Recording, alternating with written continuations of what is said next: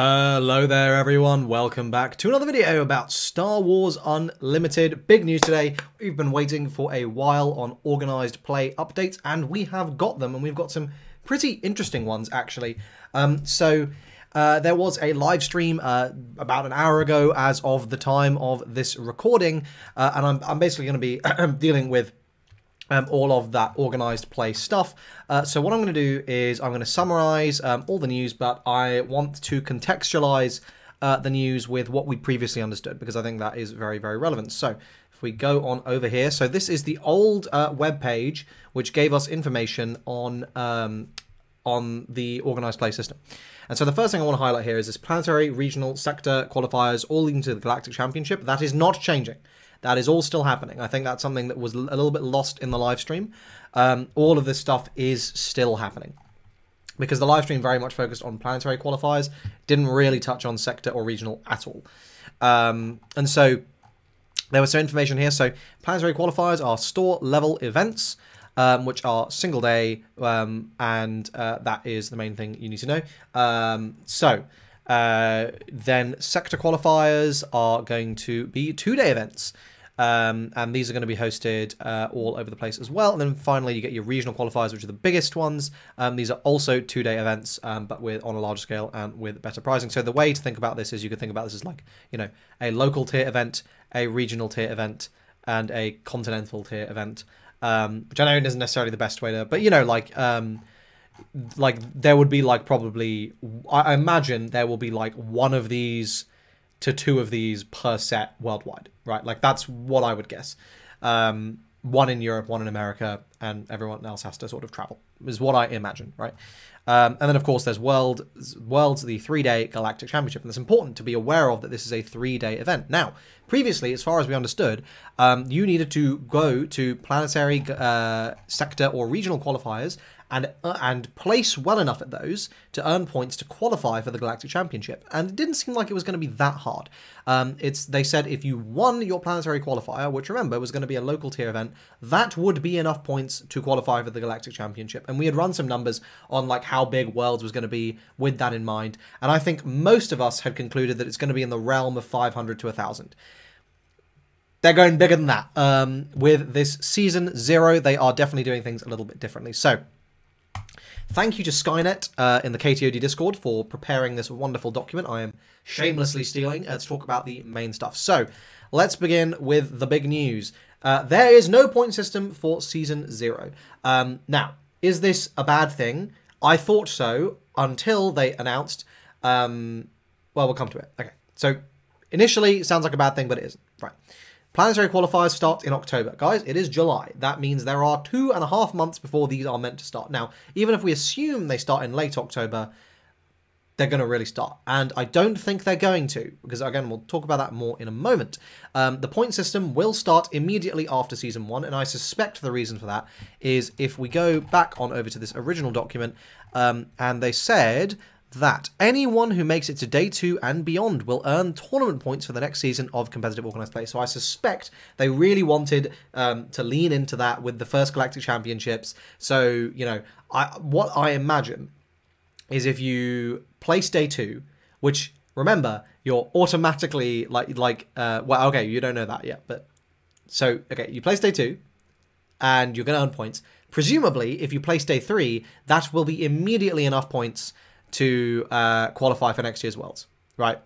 I feel like that would make sense. Day 3 is probably going to be like 32 players, so not a massive number to instantly qualify for the next year's Galactic Championship. Okay, the winners of the planetary qualifiers for Season 0 immediately get a Day 2 auto invite. In fact, I don't want to get too hyped about this, but I suspect that this may continue. It might not be winners of planetary qualifiers, but I suspect there will be a prizing structure that allows you to... because previously, so they did announce it here, that if you got top scoring amount on the leaderboard, you'd bypass first day entirely and automatically advance to Day 2. So they already had this sort of in mind. I suspect with now that becoming the winners of planetary qualifiers for Season 0, that might be more achievable in Season 1 than it sounded like it was going to be. Okay, so immediately you skip straight to day 2. This is huge. Because let's have a look at the next bit. The Galactic Championships is an open event this year. Okay, so you can just buy a ticket and show up to Worlds. Now, I am a massive fan of that for this season. I think it's really nice to make it a massive go, show up, have a great time. It's going to be a fantastic PR move because that Worlds is probably going to have like 1,000 to 3,000 people in that convention center, wherever they do it, right? It's going to be huge. It's going to have Disney, FFG, Asmodee money behind it, so it's going to be branded to hell. It's going to be crazy, and depending on where they do it in the world, it's potentially going to get a lot of press. So I think this is a very smart idea for Season 0 to really drive and get as many people as possible. You literally just need a ticket. They are deciding how many people are going to be there, and they are going to cap. My personal bet is going to be this is a 2,000-man day 1 event. That is my guess. And we'll come back to why that is right now. So, planetary qualifiers, this is the big news.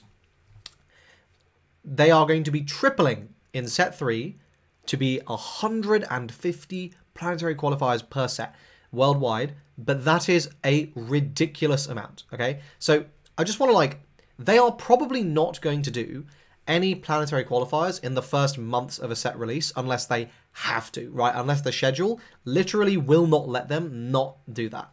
If you assume that that they are a set cycle is 4 months, right? So that means that 12 weeks, 13 weeks, call it on average, they are going to be doing, on average, more than 10 a week worldwide. That is crazy. There are going to be so many of these that you're going to be able to go to every single set. If you are taking this game even remotely seriously, you should be, I think, you should have really good odds of skipping straight to day 2. And I think that's going to be fantastic because it means that if you're a sweaty player who really wants to grind and really wants to just skip to that day 2, you can. And the part that I really love about that is it means a lot of the sweats are actually not going to be there day 1, which is kind of going to improve the tournament for everyone else. Everyone else is going to have a much better time with these sweaty players who have already got day 2 are just chilling and they can just wander around and everyone can have fun, right? I think that's actually a really smart idea.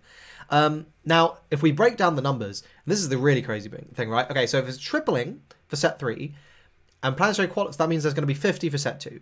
But the planetary qualifiers start in October and set 3 comes out in November. So that means they are on the same rate, right? Like it's only tripling because they've only starting in October, right? They could have started with set 3, would have been really slow. And I think a lot of people would have gotten very, very antsy. So I'm glad, even if it is functionally set 3, like they announced it with set 2 and stuff, fine. But this is crazy, right? Like this is amazing. So that means we're going to have 200 by the end of set 3. And set 4 is going to be coming out in March, I believe. And as far as we know, the Galactic Championship is going to be in summer next year. So that means set 4 is going to be included as well, which means there are going to be about 350 people who, probably like around that number, who skip straight to day 2. Now, if you assume that, I mean, in my experience, usually day 1 culls the numbers by about half.